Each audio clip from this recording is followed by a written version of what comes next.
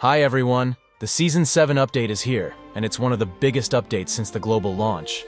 They've packed the game with tons of new content, including a new hero, a fresh UI update, new features, lots of hero adjustments, a new themed mode, a casual game mode, and so much more. In today's video, I'll be showing you everything this update has to offer, so make sure to stick around till the end. If you're short on time, I've added timestamps in the description, so you can jump to the sections you're most interested in. Alright, let's dive in. First, let's talk about the main menu UI. They've optimized and polished the interface. There's now a lobby game mode recommendation system that gives you updates on the latest content. They've also added the Activeness Chest as a daily reward for completing games. You can earn random rewards by opening these chests, and if you're lucky enough, you might even score free heroes and skins from the legendary chest. Pretty cool, right?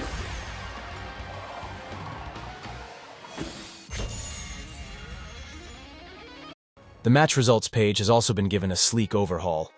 Now you can check out some cool highlights after each game.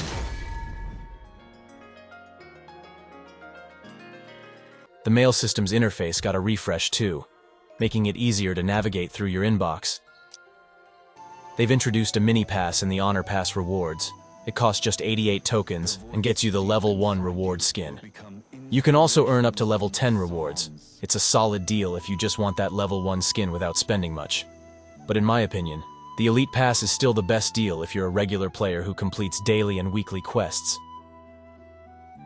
Now, there's a custom button feature in the game. You can purchase custom button layouts for your favorite skins.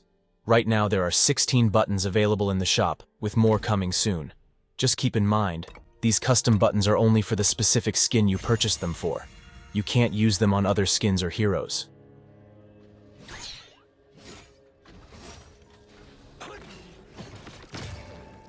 Season 7 has begun, and to motivate players to rank up, they've included skins for reaching certain ranks. You'll get one everything box at Diamond and Master ranks, while a free epic skin is guaranteed at Grandmaster and Mythic ranks.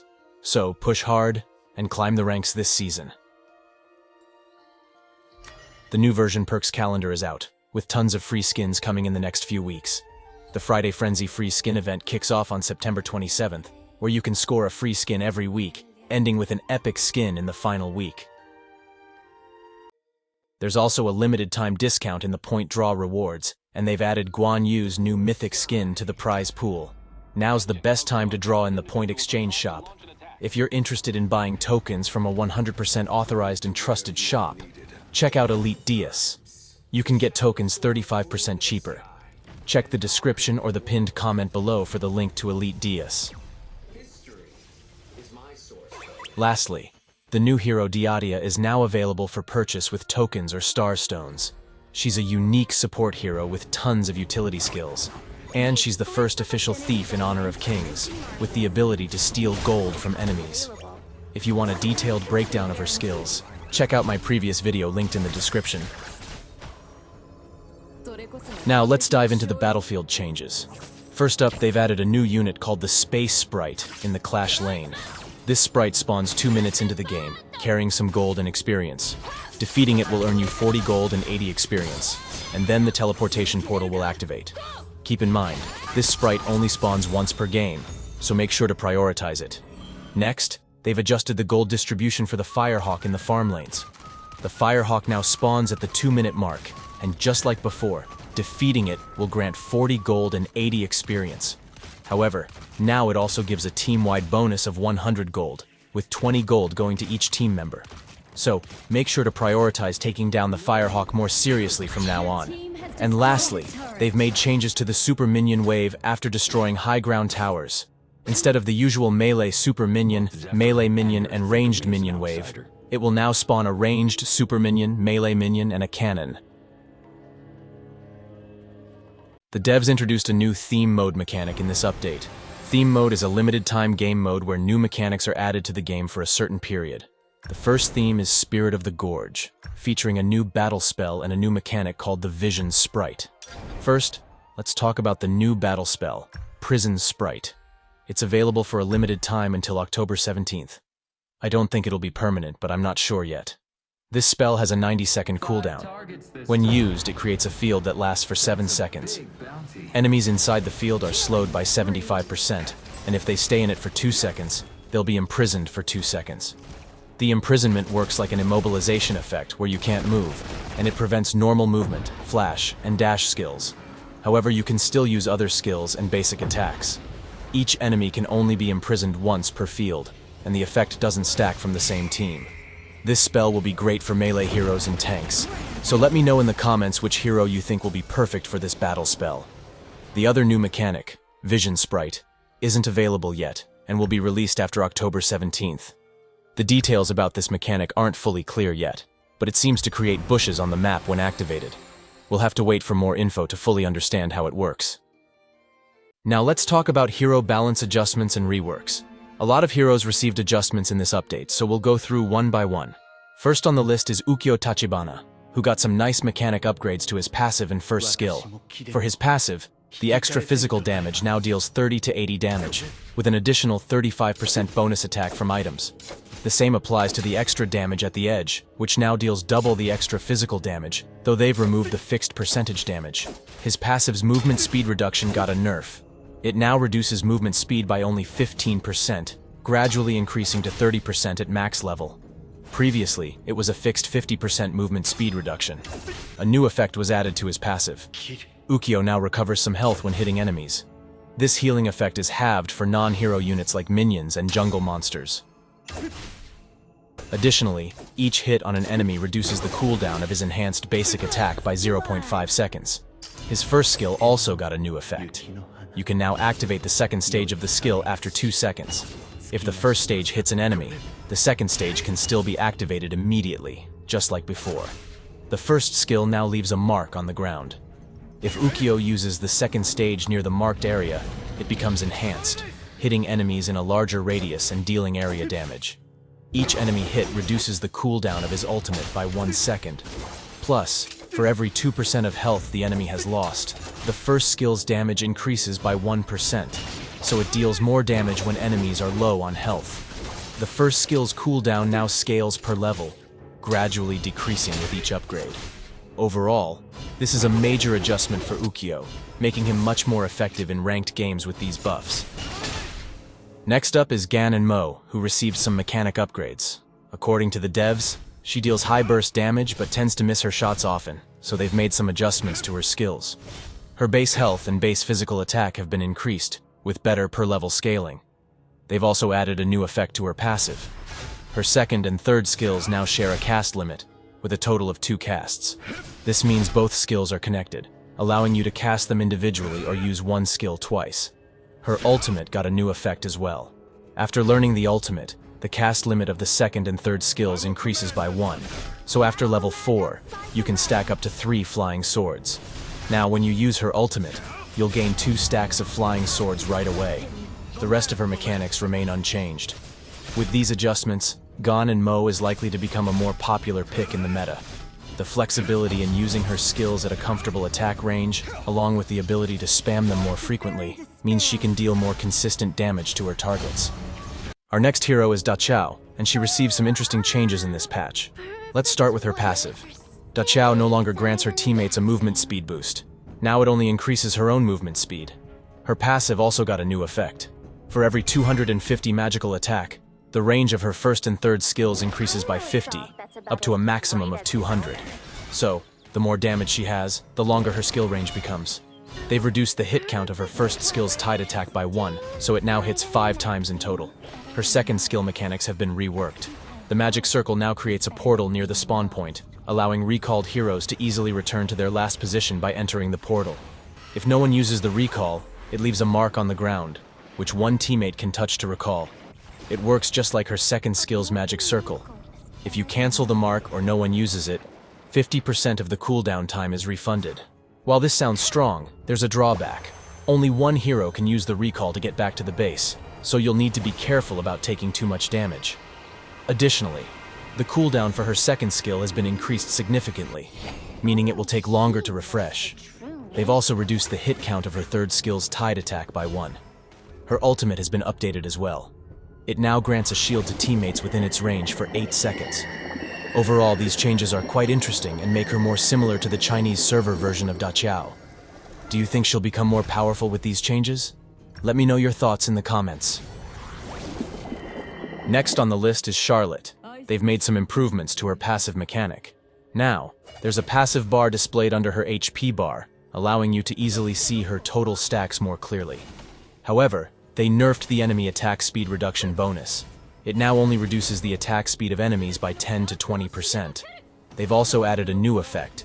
Her stacks now decay one by one instead of all at once, allowing you to maintain her passive for a longer period. The cooldown scaling of her first skill has been slightly increased, which means it will reduce the cooldown a bit more in the late game. Additionally, her second skill now has a per-level scaling, so you can spam it more frequently. With these buffs, I believe Charlotte will make a strong comeback in the meta. The enhancements to her passive allow for more efficient maintenance of her stacks, making her a more viable option in matches. Next hero on the list is Garo. After being nerfed in the previous patch, she's getting a buff this time around. They've added a new effect to her second skill. Now, the casting speed of the skill depends on her attack speed. The casting speed will increase by 1% for every 1.5% attack speed, up to a maximum increase of 100%. This means she'll have a faster casting speed with higher attack speed. Everyone's favorite hero, Dolia, received a nerf on her first skill. The fourth sound wave now no longer knocks back distant targets. While this isn't a huge nerf, it will make her a bit less annoying to deal with. Diao Chan received some changes to her second skill in this update. The passive health recovery when triggering marks has been adjusted, now providing an additional 1.5% extra health as recovery. The mechanics of her second skill have also changed. The first petal has a range of 500, while the range of the second and third petals increases by 25 for each enemy hit. Additionally, each petal hit will reduce the second skill's cooldown by 1.33 seconds, allowing you to reduce the cooldown even if you hit just one petal, rather than needing to hit all three like before. This is a great buff for Diao Chan. Surprisingly, Mai Shiranui received some buffs in this update. The energy cost of her second skill has been reduced by 5, now costing only 35 with each use. Similarly, her ultimate skill's energy cost has been reduced by 10. I can't think of any reason for buffing this hero. I guess her new skin is coming. Menki also received some buffs in this patch. The devs want to make him tankier, so they've increased his base health and base physical defense. This means that tank build for Menki will likely become more popular from now on. Qiao has received another buff in this update. He's already been buffed a couple of times, and now his base physical defense has been increased, while his second skill now has per-level scaling, meaning the cooldown will decrease with each skill upgrade. Augran is facing another nerf in this update, as the damage from his passive soul chain has been reduced by 5%. Lastly, Han Xin has received buffs to his base stats and ultimate skill. His base physical defense has been greatly increased in the early game, and the base damage of his ultimate skill has also been increased during the early game. Now let's talk about combat improvements. Yuhuan's passive and ultimate skill visual effects have been optimized in this update, enhancing their clarity and impact. Additionally, active skills no longer disable equipment actives. This means that some heroes can now use active equipment while casting their skills, which adds a new layer of strategy to combat. Here are some examples of heroes who benefit from this change. Lulled to sleep by moonlit waves, sailors dream of home. To greatness.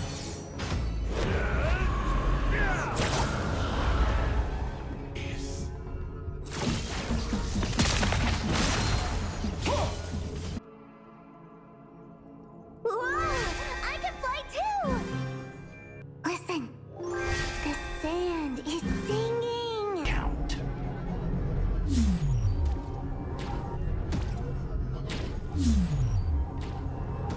Now let's talk about the equipment adjustments.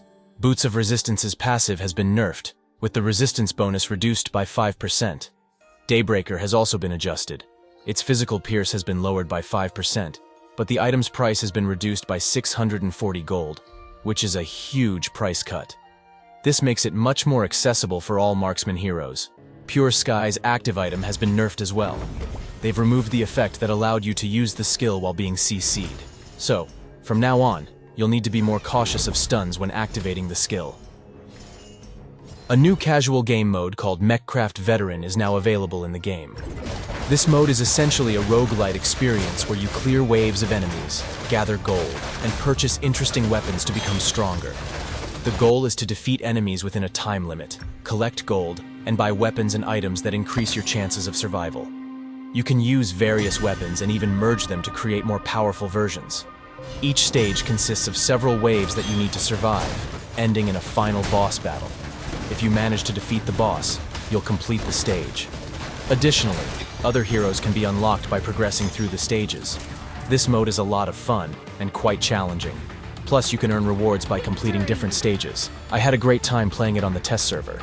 If you're looking for something more casual that doesn't involve fighting other players, you should definitely give this mode a try. It's not a permanent game mode, so make sure to enjoy it while it lasts. Zhuangzi's new epic skin will be available on the 27th of September, and you can get it for free by completing some tasks. 问世间知音何处？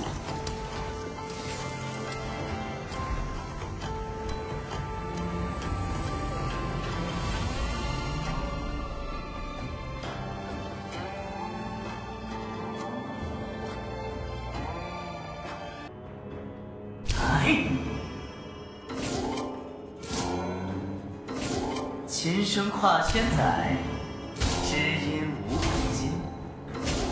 啊！哼！哎！啊！峨峨兮如揽山岳，洋洋兮若临沧海。哼！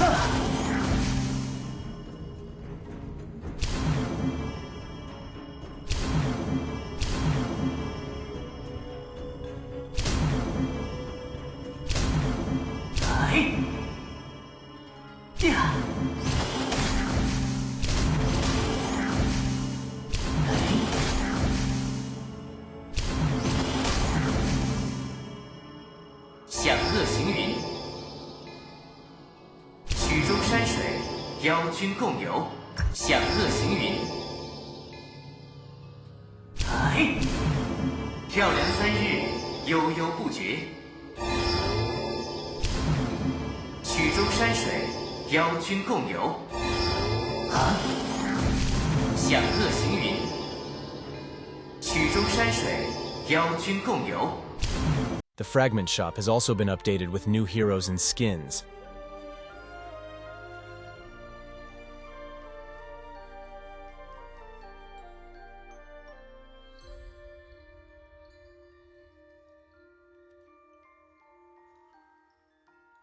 And that's everything for the huge Season 7 update. They've added tons of new content, and there's even more to come. So, what do you think about this season's update? Which new feature do you like the most? Let me know your thoughts in the comments section below. If you enjoyed the content, leave a like on the video, and don't forget to subscribe to the channel. Thanks for watching, and I'll see you in the next one.